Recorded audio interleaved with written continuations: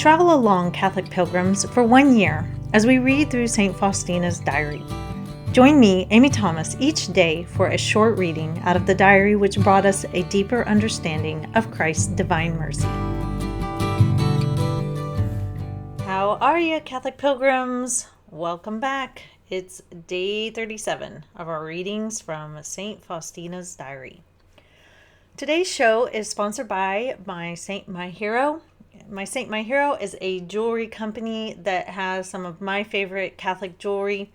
I recently got in the mail the Divine Mercy bracelet. And, if you are looking for a way to draw even closer to St. Faustina and to her diary, that might be something that you ask for a birthday, or maybe you gift to someone, maybe for Valentine's Day or something like that.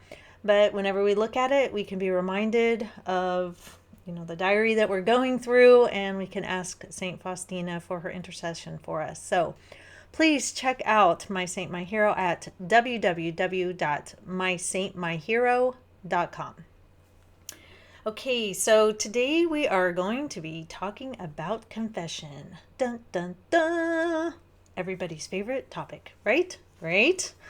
Okay, so this is a really good passage, and I got so much out of this confession talk that she goes through, and I can't wait to talk about it on the other end. So today's readings are from Notebook 1, and it's just number 112, but it's lengthier, so that's why there's only one number today. So we're going to get started because I can't wait to talk about what we learn about in these readings.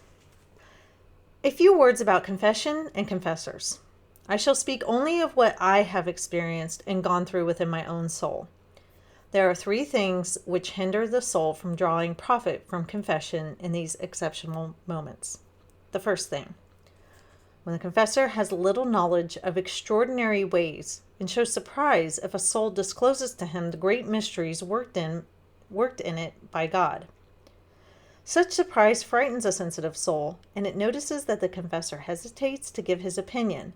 And if it does notice this, it will not be set at peace, but will have even more doubts after confession than before, because it will sense that the confessor is trying to set it at peace while he himself is uncertain. Or else, as has happened to me, a confessor, unable to penetrate some of the soul's mysteries, refuses to hear the confession, showing a certain fear when the soul approaches the confessional. How can a soul in this state obtain peace in the confessional when it has become so oversensitive to every word of the priest? In my opinion, at times of such special trials sent by God to a soul, the priest, if he does not understand the soul, should direct it to some other experienced and well-instructed confessor. Or else he himself should seek light in order to give the soul what it needs, instead of downrightly denying it confession. For in this way he is exposing the soul to a great danger, and more than one soul may well leave the road along which God wanted it to journey. This is a matter of great importance, for I have experienced it myself. I myself began to waver despite special gifts from God, and even though God himself reassured me, I have nevertheless always wanted to have the church's seal as well. The second thing, the confessor does not allow the soul to express itself frankly and shows impatience. The soul then falls silent and does not say anything it has to say, and by this profits nothing. It profits even less when the confessor, without really knowing the soul, proceeds to put it to the test. Instead of helping the soul, he does it harm. The soul is aware that the confessor does not know it because he did not allow it to lay itself open fully as regards both its graces and its misery, and so the test is ill-adapted. I have been submitted to some tests at which I have had to laugh. I will express this better thus.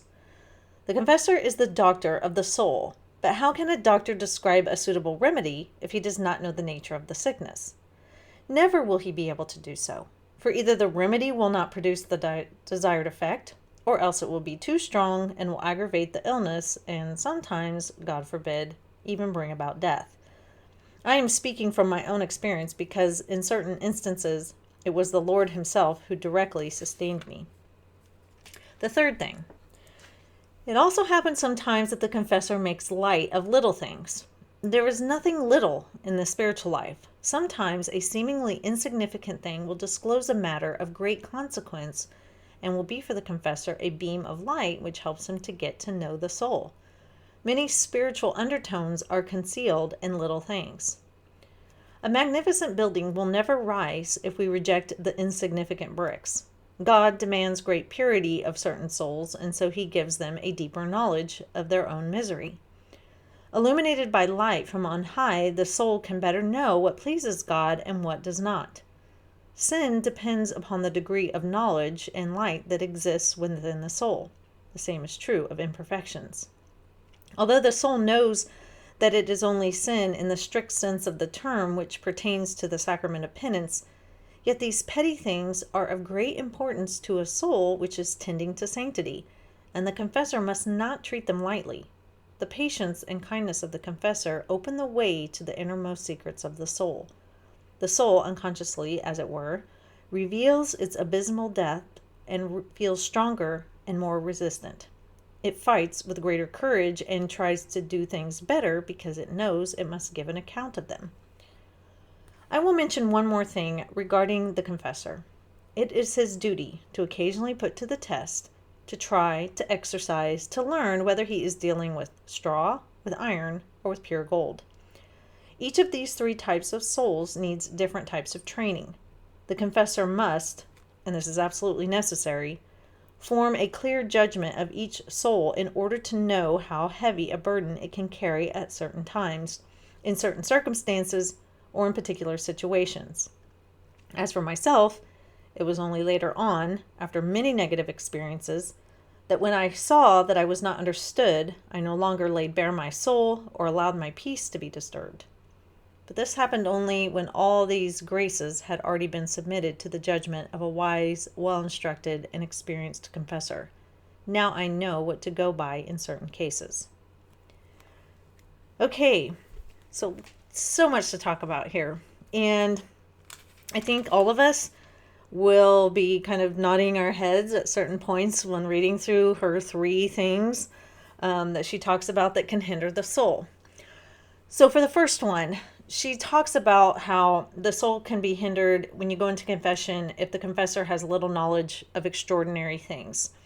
And if you're revealing great mysteries that God is working through you and he shows surprise.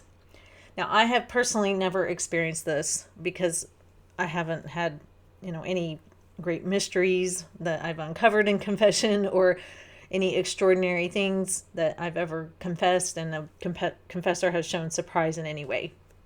But I could see how this would kind of cause you to clam up, because if you're talking about these things and you see your confessor go, oh, or like, oh my, you might feel like, oh, is something wrong with me? Oh my gosh, he's never heard of this before. How is he going to be able to talk me through this? I don't know. So I could see how that would definitely hinder you.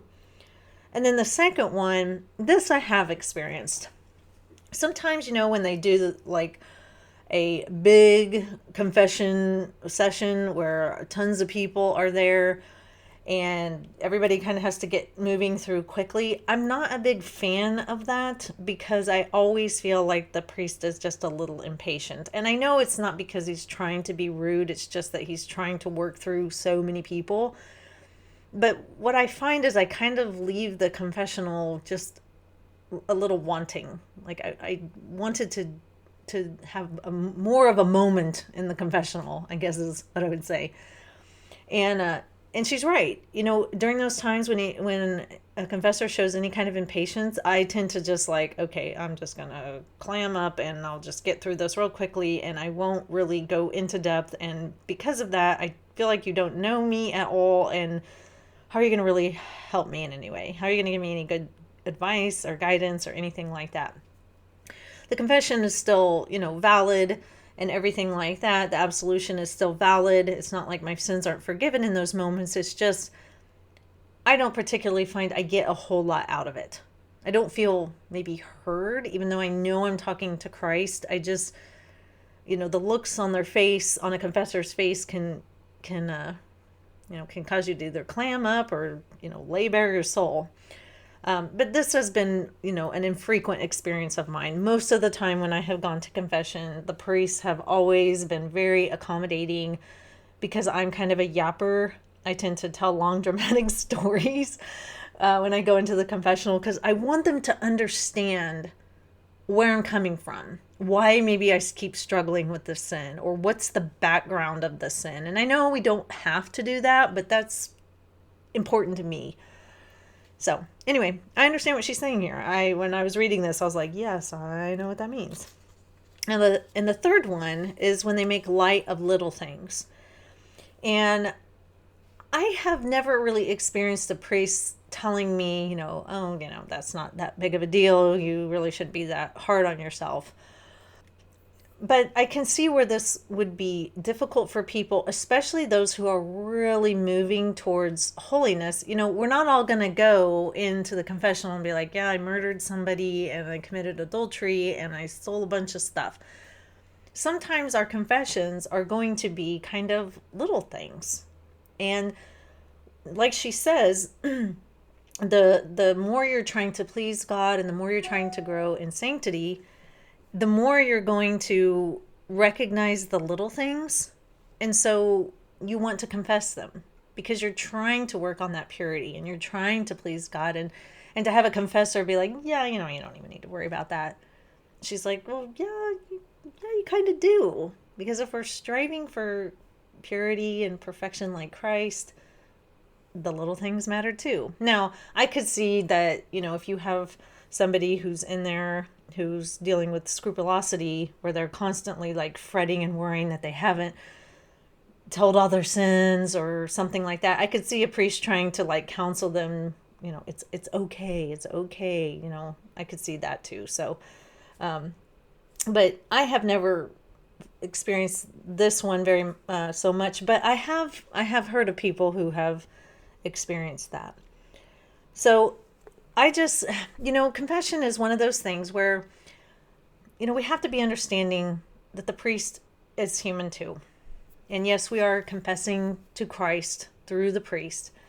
And I see a lot of people get very upset and just, I don't want to go to confession ever again. I had a really bad experience.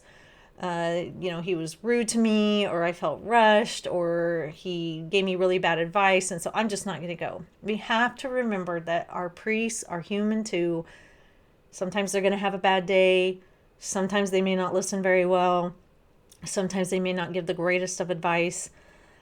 But still, if you've confessed and you have contrition in your heart and you purge yourself of your sins and you tell them to Christ and the priest says absolution over you, no matter what his state is, the sacrament is still valid. God's grace will still flow through that. So, just be a little understanding sometimes is what I would say. I see so many people online just kind of give up on confession because of, some bad experiences and they're a little unforgiving of the priests. We got to remember that they're human too. So pray for your priests. And if you can, get to confession, Catholic pilgrims. Oh my gosh, we here in Turkey, we have not been able to go to confession. And I am just really, really desiring to, and I can't. And so I'm just praying that soon our church will open up and we can get back into confession because I really feel the need for the sacrament. So I will see you back here, Catholic pilgrims, for day 38. I look forward to it. And until then, Catholic pilgrims, live the faith boldly and travel well.